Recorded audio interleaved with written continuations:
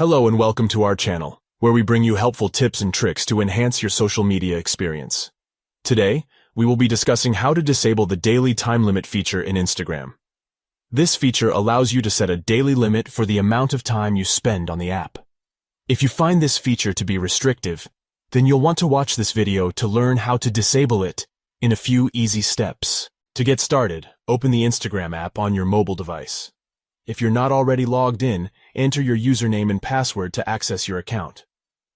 Next, tap on your profile picture icon located at the bottom right corner of the screen. This will take you to your profile page.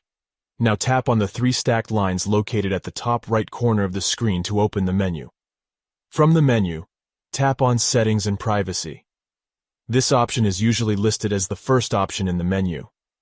Scroll down until you see the How You Use Instagram section. This section is located between Ads and Security.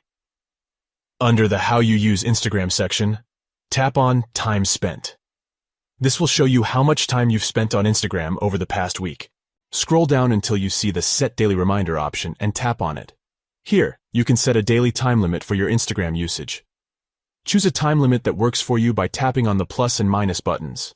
Once you've set your time limit, tap on Set Reminder. If you want to disable the time limit feature, go back to the Time Spent section and scroll down until you see Set Daily Reminder again. If there's a time limit assigned, you'll see it here. To disable the feature, tap on Off, the last option. And there you have it. By following these simple steps, you can disable the daily time limit feature in Instagram.